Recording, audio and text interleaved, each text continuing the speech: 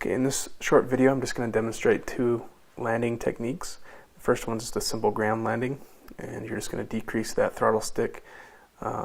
This one works best when landing in grass or a flat surface, but just decrease that throttle stick until you hopefully just gently touch the ground. Once you're on the ground, you can disarm the motors. On the Phantom quadcopters, you disarm the props just by bringing both sticks down into the center. The second landing is called a catch landing. This is great for situations where you're not landing on grass. Maybe there's a rocks or sandy beach and you don't want to land on that surface. You probably can't perform this technique with a larger quadcopter, but for the DJI Phantoms it works great. You're just going to bring the Phantom low enough that you can reach it, and then reach out and grab one of the landing struts, being careful of course to avoid the props.